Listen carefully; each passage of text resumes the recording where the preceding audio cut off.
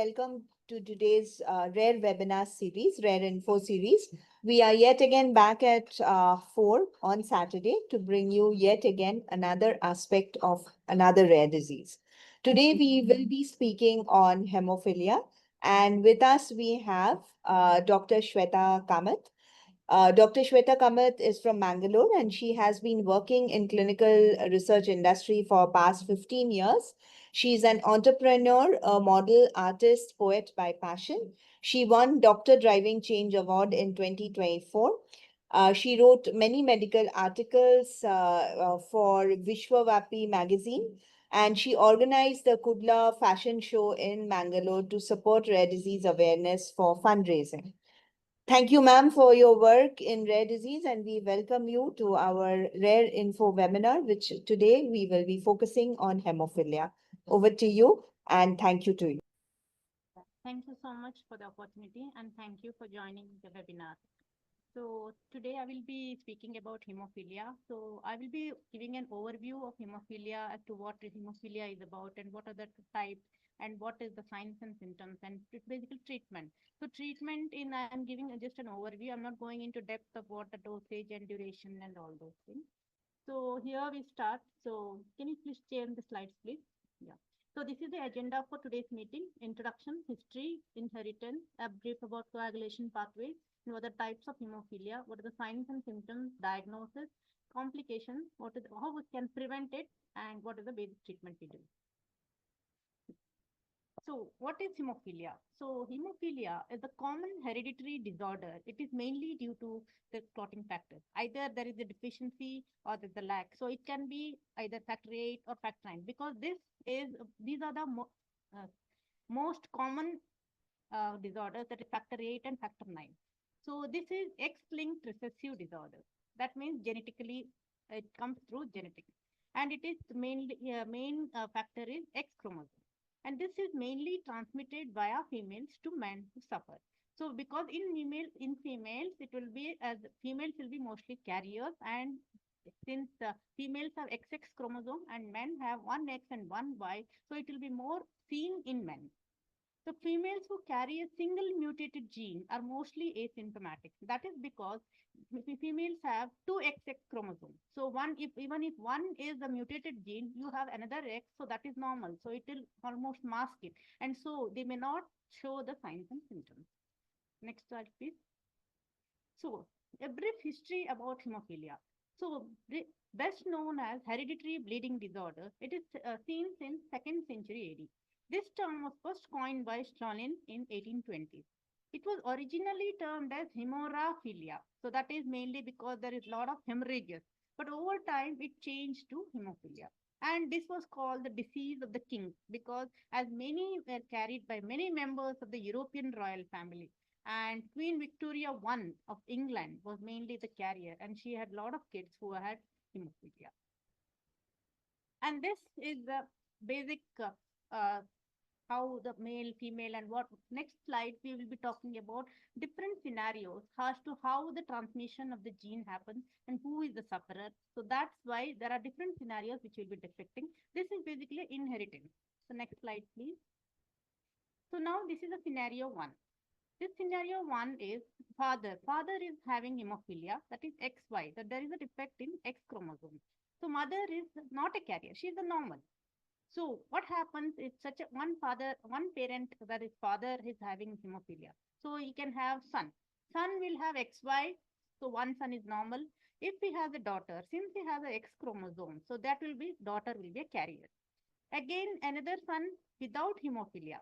So again, another daughter, she will again be a carrier. This is one scenario. Scenario 2, next slide please. This is another scenario where both the parents have, father is having hemophilia and mother is a carrier gene with hemophilia. So here there are more chances of kids getting hemophilia. So there is one lucky son may not get hemophilia because he may inherit both X and Y normal chromosomes, and daughter will inherit hemophilia. There is highest chance because there is X chromosome from both. She'll inherit from father and mother. Since both mother also is a carrier and father is having hemophilia, there are chances that she is half carrier. And there are chance that since son, if he gets both defective from father X and Y, so then he will be again has hemophilia. Now daughter, there if she gets both from XX, both defective genes from the mother and father, she will be having hemophilia. But very rarely daughters suffer. So scenario 3. Here the father is without the hemophilia, but the mother is the carrier and XX. So son without hemophilia, daughter again XX, again she has one carrier from the mother, and son will have hemophilia because he is having one X chromosome. Daughter does not carry hemophilia. Then there is one more scenario, that is scenario 4. Next slide, please. So this is autosomal recessive inheritance pattern. So I have just put 3-4 scenarios in which are coming in the future slides, like how to analyze them. So now here, autosomal recessive is dad is a carrier, mom is a carrier. So now TIC1 is the working gene and cross is a non-working gene. So now if the father, the child gets both the TIC gene, child doesn't have condition and not a carrier. And children do not have the condition but are carrier if they have one gene. Children have the if they get so recessive pattern, then become children has condition, but most of the time 75% of the children do not have the condition. This is mainly seen in hemophilia C. So 25% of the people have this condition. So X-linked recessive is you will get from one of the parent, then you will have more chances of getting hemophilia. Next slide, please. So now we'll come about normal blood clotting. What is blood clotting? So here we see the blood vessels. So we see red blood cell, platelet, clotting factors, damaged cells, prothrombin. What is the activation happens from prothrombin to thrombin, then fibrinogen to fibrin, then platelets act, then it becomes the clot. So this is a normal process of blood clotting. In case there is some defect in any of these steps, the clotting stops or it becomes extra clotting. So in hemophilia, what happens is the clotting doesn't happen. This is a normal process. Fibrin clot doesn't happen or it is delayed. So what happens? Actually, there is a certain time limit within which the clotting has to happen and the blood has to stop bleeding. But if it gets delayed, you will get extra, the blood starts flowing. And so there will be, since there is a defect in the factors, so these process will be delayed. So now let's go to the next slide, please. Now, what is coagulation? This is the process of blood clotting where there is essential for stopping bleeding after an injury. So this is normal for everyone. This process involves platelet, blood vessels, coagulation factors working together to form a clot that seals the damaged area. The damage can be intrinsic pathway or extrinsic pathway. So intrinsic is where there is internal bleeding, and this happens and the clot forms. Now there is extrinsic pathway because you run and you fall and you get an injury, external injury. So in such a pathway, you will release the body will release the tissue factor and then the clot happens. Next slide, please. So now these are the clotting factors which we have. That is 1 to 13. So clotting factor 1, fibrinogen, then 2 is prothrombin, 3 is tissue thromboplastin, 4 calcium, 5 is labile factor, 6 is anesine, 7th is pro-stable factor. Now we are more concerned about factor 8, factor 9. That is hemophilia A is mainly factor 8, that is anti-hemophilic factor. Factor 9 is plasma thromboplastin component. Then we have factor 10, then we have factor 11 also, that's mild one, plasma thromboplastin antecedent, then factor 12, Hickman factor, this is also one of the hemophilia type, then factor 13, that is fibrin stabilizing factor. Next slide, please. So now this is how the clot formation happens. So this is called a cascade pathway, intrinsic pathway, then extrinsic pathway, then we have a common factor. So cascade is, what happens is cascade is after one after the other, the factors go on. There will be activation, inactive factors become active, that is 12 to 12A, 11 to 11A. So it leads to cascade. The previous slide, please.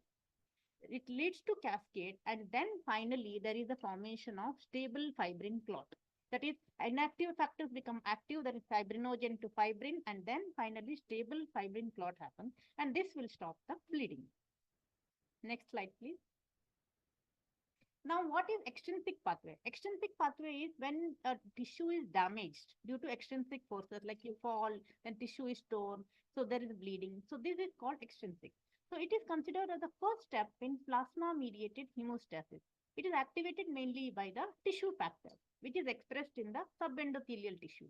Under normal physiological conditions, normal vascular endothelium minimizes the contact between tissue factor and plasma procoagulants. But vascular insult expels tissue factor. Vascular insult as in you will get hurt. Then there is a break in the artery or the vessel. That will expose the tissue factor, which binds to the factor 7A and calcium to promote the conversion of factor 10 to factor 10A. This was depicted in the previous slide. Next slide, please. Now, this is intrinsic. Intrinsic is what happens inside the body. It's a parallel pathway for thrombin activation by factor 12. It begins with factor 12, then HMB, kininogen, recalcitrine. So basically, we have some of the factors which are inactive in the body, and because of these pathways, they become active, and then finally it leads to the formation of the clot. Activated factor 11 further activates factor 9, which then acts as if with its cofactor factor 8 to form tenase complex on a phospholipid surface to activate factor 10. Next slide, please. Now, this is the common. What's common pathway here? So, activate these factors along with factor 5, tissue phospholipids, platelet phospholipids, and calcium forms the prothrombinase complex, which converts this prothrombin is the inactive one. It converts prothrombin to thrombin. This thrombin further keeps circulating. That fibrinogen is inactive. It converts to fibrin and it activates the factor 13, which covalently cross-links fibrin polymers incorporated in the platelet plug. So this creates a fibrin network which stabilizes the clot and forms a definitive secondary hemostatic plug. So unless and until that hemostatic plug is formed, the bleeding does not stop completely. So you see that bleeding happens, and after a few seconds, then you finally see that the clot has formed. So once the clot is formed completely, you will not see any further bleeding. So this is what happens, that is hemostatic plug. Next slide, please. Now we come to what are the types of hemophilia. Now, types of hemophilia, here I have mentioned hemophilia A, B, C, and parahemophilia, and then there are 2-3 others as well.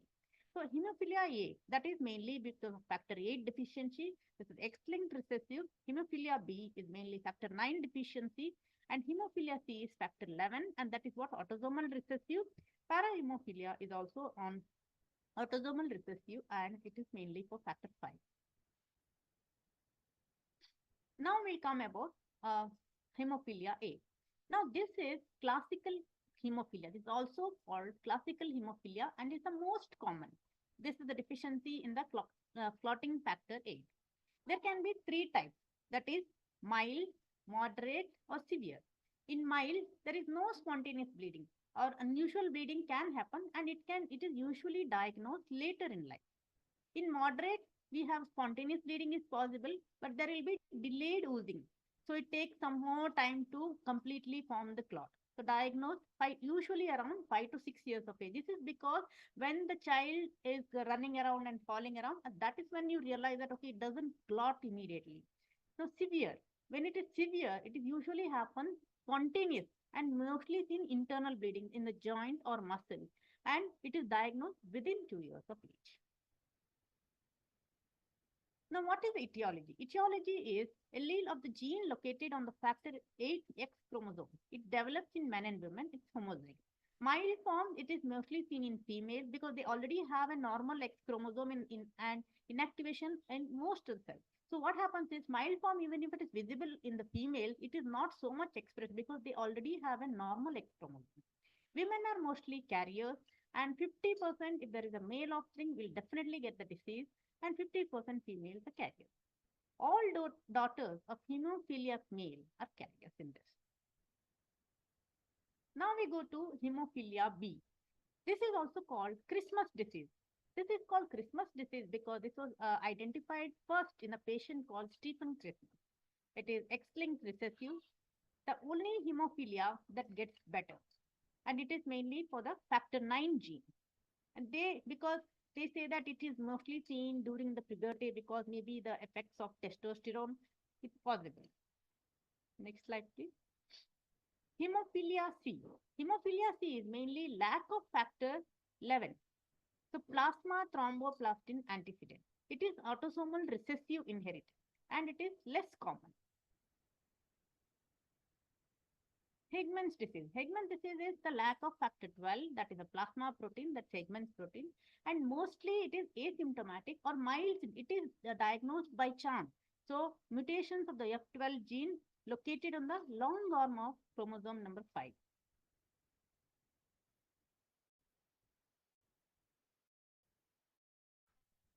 Then we have something called as von Willebrand's disease. So this is reduced level of von Willebrand's, and it can occur in either sex. There are three types. That is, type 1 is the most common, that is mild to moderate. Type 2 is less common, that is you can have normal to near normal. And type 3 is rare or severe, and they can have a severe. They can be severe. Now something we have called parahemophilia. This is also another type of hemophilia. It's also called Overen's disease. Now here mainly we see is factor 5 deficiency. So most common we see hemophilia A or B, and these are the other types of hemophilia. It can be inherited or it can be acquired. And here we mainly see mucosal bleeding.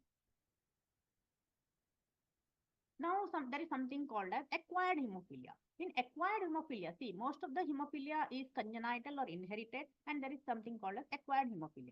In acquired hemophilia, it is due to the other extrinsic factors. So now it could be developed later in life. It could be due to development of autoantibodies, and it's mainly affecting factor 8. So here are some of the conditions which where acquired hemophilia is seen. So now we have in pregnancy, it can happen. So 1 to 4 months after delivery, possible recurrence is also possible. Now, and some of the autoimmune diseases. So, previous slide.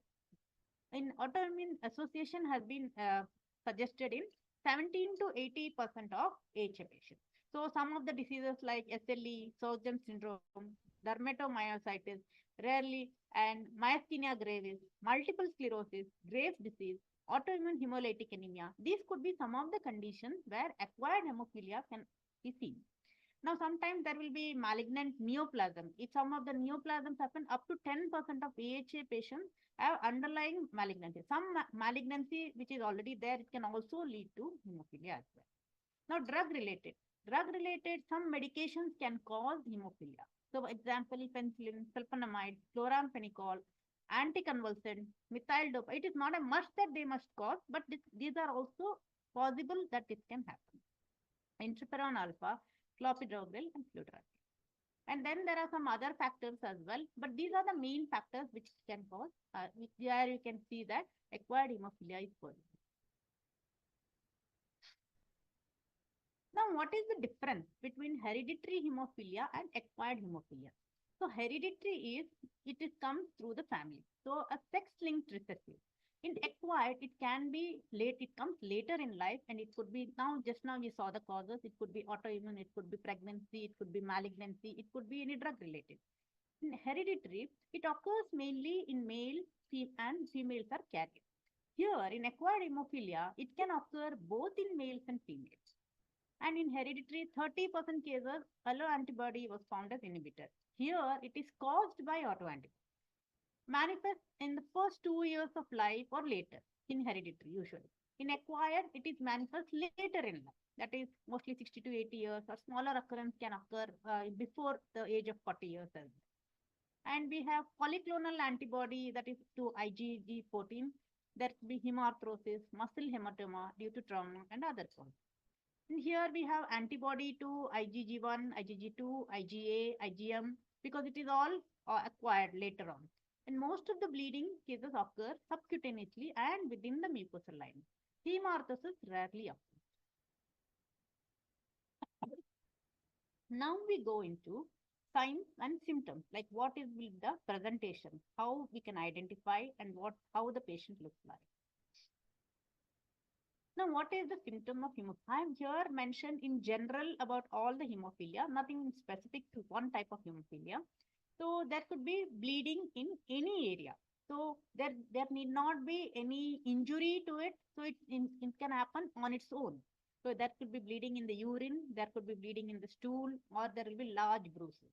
Now, first signs for the baby, they will be seen at the delivery when the delivery happens. So it could be bruises, hematoma, intracranial hemorrhages, or neonatal cephal hematoma that is on the head, and prolonged bleeding. If the child has gone for the circumcision and there is a prolonged bleeding, that is when you get a doubt that okay, maybe this child has hemophilia. And there will be deep muscle hematoma. Next slide.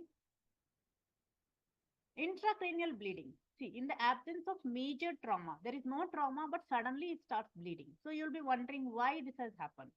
So this will be the chance where you need to check, okay, if there is a chance that if the child has hemophilia. Now, prolonged oozing or renewed bleeding after initial bleeding stops following tooth extraction. That is, once the bleeding stops and then again it starts bleeding. So that is when that can happen during tooth extractions or mouth injury or circumcision.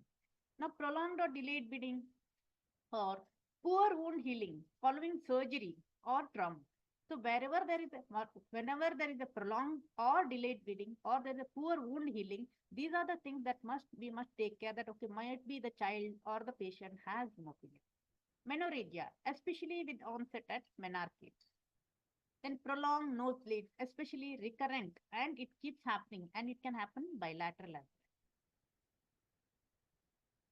Now, what happens if there is a bleeding in the brain? What type of symptoms can be seen? They can have long-lasting headaches, neck stiffness, neck pain, repeated vomiting, double vision, convulsion. Sometimes they also may have seizure, and also they might have extra sleepiness. So these are some of the signs we need to take care when there is bleeding in the brain. Hemophilic arthropathy. So this is bleeding into the joint. So now following first episodes of hemoarthrosis, blood absorption of blood is incomplete. The retained blood produces chronic inflammation, then iron deposited into the synovium and chondrocytes of the articular cartilage. And this keeps happening. That is, swelling will be there, then pain will be there, then healing. So all this continuously happens, and then there will be arthropathy. That is, the knee joint is swollen. Next slide, please. When it becomes chronic, that can lead to chronic proliferative synovitis. Chronic proliferative synovitis is you will have this synovium is the joint. So it will have continuous inflammation and it leads to chronic, that is a long standing. With the joints are swollen, there is muscle wasting, there can be morning stiffness, there can be chronic pain, and there is a limited involvement or movement. It will be very difficult to move. Now, chronic hemophilic arthropathy. So here it is characterized by progressive and erosive destruction of the joint cartilage. Because of this chronicity, the joint cartilage is destroyed and there is narrowing of the joint space. And subchondral, there can be cyst formation and eventually collapse and ankylosis of the joint. So it will be very difficult to move the joint because the joint is swollen. And MRI is period to, so it's mostly diagnosed by with MRI, standard radiography for assessment of early arthropathy. When it happens repeatedly, that is when you feel that why suddenly the joints are getting swollen and why there is lack of movement. So this is when you get a doubt, okay, maybe there is hemophilia. That's when you need to check. Now, how do we diagnose? So now prenatal diagnosis. So when a woman gets pregnant and she goes for a checkup and she feels that if there is a family history, prenatal diagnosis is the must. So here, usually it is offered when termination of pregnancy would be considered as it would affect the fetus because you know that if it's X-linked recessive, if it's a male fetus, then you definitely have a chance of getting the hemophilia. Then how they do it? They obtain the chorionic villi sample in 10th or 11th gestational week and perform the direct genotype testing. Usually test duration will last of within 1 or 2 weeks. Now, what is the normal values which we need to see? So, prothrombin time. So, it is around 10 to 13 seconds.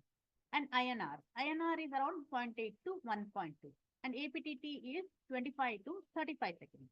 TT is 14 to 21 seconds. Fibrinogen level 200 to 400 mg per dl. So, platelet count on 1.5 to 4.5 per lakh per unit. So here, these are the normal values. So, but what happens when as a parent, if you are a hemophilia carrier, if you are a mother and you are a carrier, so when you are observing your child moving around and you see that continuously bruises are happening and then he's feeling pain, and the child may not express it. But as a parent, you should be more extra careful to watch out your child and see that if they find any of these doubts, okay, why it is happening repeatedly is falling, and there is joint swelling, or there is a pain, or there is bleeding that is happening, and if the bleeding happens, it doesn't stop. So that is when you have to be aware, and you have to go to the doctor and get yourself checked, and also the child. Next slide, please. Now, what are the usual tests which we do? So first thing, we ask for a family history. So we know to understand who in the family has a hemophilia. If there is no hemophilia, if there may not be any hemophilia, then you do the testing, and then you see in case if there is a, if the mother is a carrier. It is not known that if the mother may not know that she is a carrier. So once you get a history, proper history, when you do the test, you will know that, okay, yes, the mother may be a carrier. So if it is a carrier, then there are chances more for your child to get hemophilia.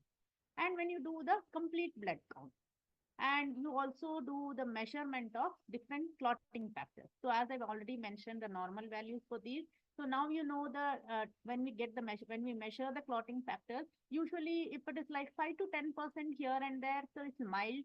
More than 10% is little moderate, and lesser than 1, if the clotting factors are very less in the body, then it is termed as very prothrombin time, APTT, that is activated plasma thromboplastin time. Then for hemoarthrosis, so you need to do X-ray of the joint, so to understand what exactly is the pathology.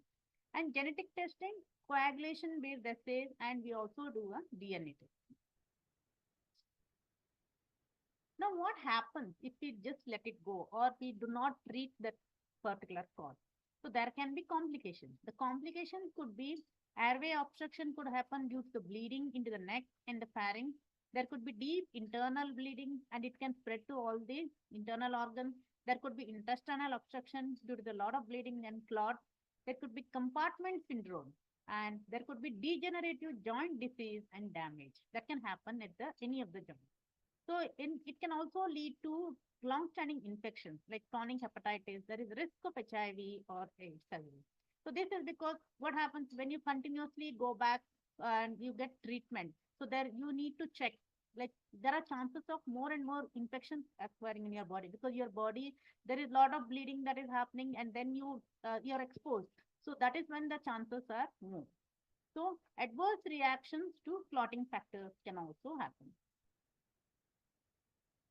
Now, what treatment? So here in this section of treatment, I have just mentioned about the drugs which are there for treatment, not any of the details on the dosages and duration or the treatment exactly for it, because it depends from patient to patient. Now, what treatments are available? So now clotting factor products. So we have plasma derived factor concentrate. So this is something like the plasma is collected from many people, and then it goes through several processes to separate into components. Once it is separated, you will separate the clotting factors. For example, factor 8, hemophilia A is having deficiency in factor 8. So what happens? They will give only the factor 8. The clotting proteins are then made into freeze-dried products, which is tested and treated till any potential viruses before it is packaged for use. So here they are giving plasma-derived factor concentrate. The next one, we have one more called recombinant factor concentrate. This concentrate is genetically engineered using the DNA technology and commercially prepared. Just a second, I need to plug into my laptop. While we wait for Dr. Shwetha to join back, we would also like the audience to ask for any questions that might be present. They can put it on our chat box. Hemophilia is indeed a very difficult topic, and it's a vast topic. And if there are any questions, we would ask you to please put it in the chat box, and we'll take that at the back at the end of our session. Yeah, I am back. Sorry about that. So I lost my connection. Okay. So the concentrate, yeah, the previous slide. Here, recombinant factor concentrate. This concentrate is genetically engineered in using DNA technology. With commercially prepared factor, concentrates are treated to remove or inactivate blood-borne viruses. So additionally, these factors, that is factor 8 or factor 9, these are mostly commonly used, do not contain any plasma or albumin and therefore cannot spread any blood-borne virus. So next slide, please. This is one of the treatments. So Hemlibra, it works by replacing the function of factor 8. Rather than replacing the missing clotting factor, factor 8 directly, it can be used. That is, it is not completely, it acts like a factor 8. So this is emphysema. It can be used to either prevent or reduce the frequency of bleeding episode in people with hemophilia. This is mainly used for hemophilia because factor 8. This treatment product can be given by injection under the skin. The patients who use Hemlibra for prophylaxis and use clotting factor concentrates to treat the breakthrough bleed can still develop an inhibitor. It is possible in any of the cases. Next slide, please. Now this is desmopressin acetate. These medications release the factor 8 from where it is stored in the body tissue. This acts like wherever the factor 8 is stored and it helps in releasing from the body tissue. For people with mild as well as some of the cases of moderate hemophilia, this can work to increase the person's own factor 8 level so that they do not have to use clotting factors to stop the bleeding episode. It can be given through a vein and it can also be given via nasal spray. Next slide, please. Yeah. Amica, that is epsilon aminocaproic acid. This medication that can be given through a vein or by mouth, that is a pill or a liquid, it prevents blood clots from breaking down, resulting in a firmer clot and is often used for bleeding in the mouth or after a tooth has been extracted because it blocks a substance found in the saliva that breaks down the clot. Now, gene therapy. Gene therapy, what is gene therapy? It is used for both type A and type B.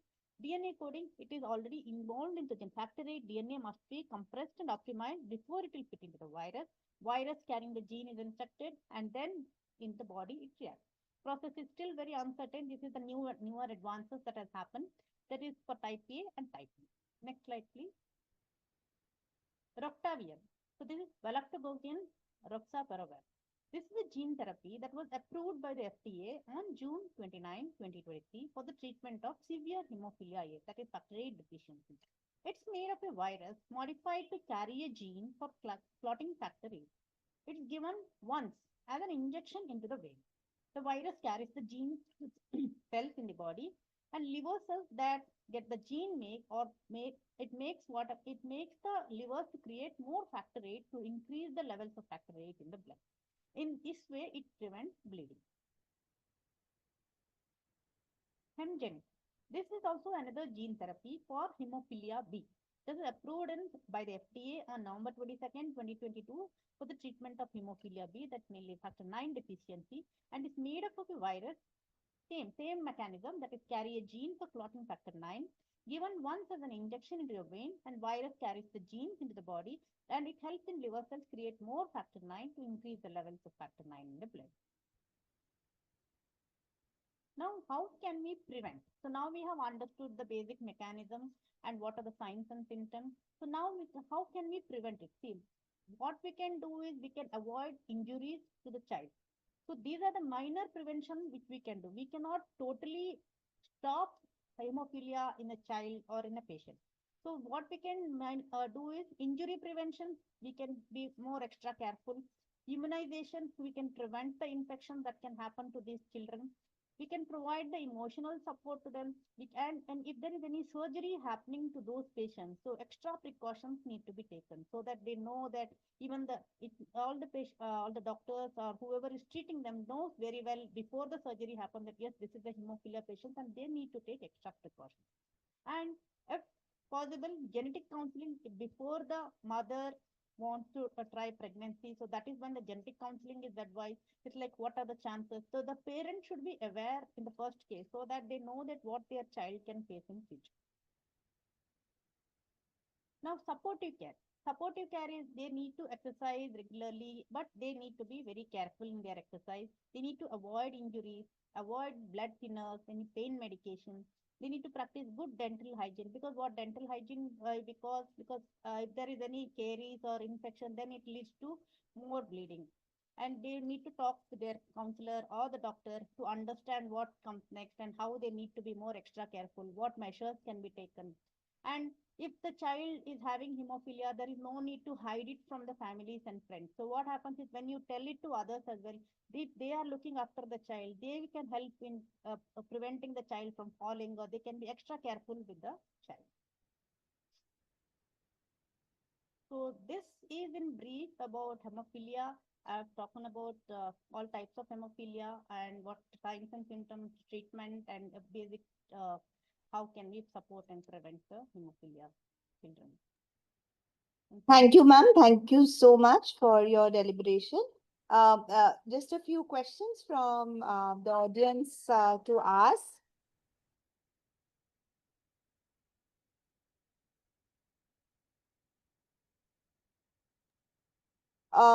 Few questions actually, ma'am. So, ma'am, if there is one child which who has already has hemophilia, Okay. I um, need uh, to check on this and I can get back to this, get back on this because right now I exactly don't know what is the cost for this.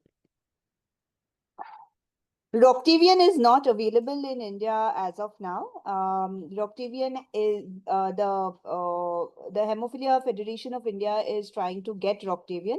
As of the cost, globally, the cost is around 28 crores. Anshu, if I would have answered your question there. Okay, so I'll just go through certain basic questions over here. So, ma'am, if the first child has hemophilia and the couple wants to plan another child, so how will they proceed? So first child has hemophilia, but that is a boy. So usually it will be a boy. So second child, see, there are chances we cannot predict the sex of the child for the next one. So in case if it's a girl, she will be a carrier. But if it is a boy, he'll definitely again have hemophilia. I would personally say it is risky, but then it's left up to the parents. So you will not suggest for any prenatal diagnosis or I would not pre-implantation suggest, but genetic then it is testing? up to the parents how they have to take it forward. Right. Because there And are there's high only a chances that the 50% child chance we that have. And there's only a 50% chance that the Yes, child yes. will, if it's even if it's a male child, there's only a 50% chance that Because the if it's a boy, child will definitely he develop. will have hemophilia. If it's a girl, she will definitely be a carrier. If it's a boy also, there's a 50% chance because Yes. they might get the good gene from the mother. Yeah. And if they But that get is the good X from the mother, the boy will be fine. If they get the bad X from the mother, the boy might be affected. But we should also note over here that not all hemophilia are inherited. There are 30% of the hemophilia which is a de novo mutation. And so we definitely need to first check the mother and see if she's a carrier. And we always ask for a genetic testing and not any factor testing because that might be misleading to confirm her status and then go forward. So we have your thoughts on the trauma centers or any government policy that has been developed for hemophilia at the moment? No, mom, I'm not sure. Okay, okay. So with this, because we have already overshot our time, so we will be ending our session. Thank you so much, Dr. Shwetha. Thank you, the participants who have joined on the Saturday afternoon, and we are hoping for rains. We are really we welcome the monsoons and we want it to come very soon. But till then, till next week, we will have another enthralling session. We thank the ORDI team to help us host this. And with that, we see all of you next Saturday at this time, 4 p.m. once again with another informative session. And at the end, we again thank Dr. Shwetha Kamath for her contributions and obviously her deliberations today. Thank you so much, ma'am. Thank you so much for this opportunity. So because I also got to read lot during for presentation of Yes. hemophilia, and this was because I have already seen lot of, like, when we were in Novo Nordisk. I was working in Novo Nordisk as well previously. So that is when they used to have that hemophilia walk and creating awareness. But this, the main thing is, I really liked is like at least I got an opportunity to create awareness on hemophilia. So there are different types of the first thing, whether we treat the patient or not, at least we are aware that this is a condition that exists. So at least there might be something that people will be aware, and they can treat, or they can at least approach the doctor and say that, okay, these are the things which we have observed in our child. So the first, at least I help someone to at least know about Sure. signs and symptoms of Sure. hemophilia. Hopefully, if you find, Suspicion at least is we the can key educate to others and diagnosis. at least guide them to And the right person. yes, ma'am. Yes, ma'am. Absolutely. Suspicion is the key to diagnosis. And once diagnosis is done, hemophilia is one of those lucky rare diseases where we have treatment, we have a lot of other options. Yes. And right now, there are even these long acting factor supplements which have come. And most of our patients are doing excellently, like excellent. The average lifespan has increased to 65 years. So there's no way that we should miss a person with hemophilia. This year, the theme is also women bleeding. So many a times we often say that women are not affected in hemophilia if they are carriers, but that's a myth. Women do have problems with menstruation. They might develop Helpstell syndrome while delivering a child. And certain women are also prone to thrombosis. So we need all to be careful. Knowledge is extremely important. We can also prevent if the couple wants another child from developing hemophilia. There are lots and lots of options like prenatal diagnosis, pre-implantation genetic testing, gamete donation. Though in the Western world right now, prenatal diagnosis is something that they don't do because the treatment is so well, and the average lifespan is 65 years. So with that note, good evening and have a great weekend, have a great week ahead. And we come back next Saturday, 4 p.m. right here. Thank you so much. Thank you so much. Thank you, everyone. Happy weekend.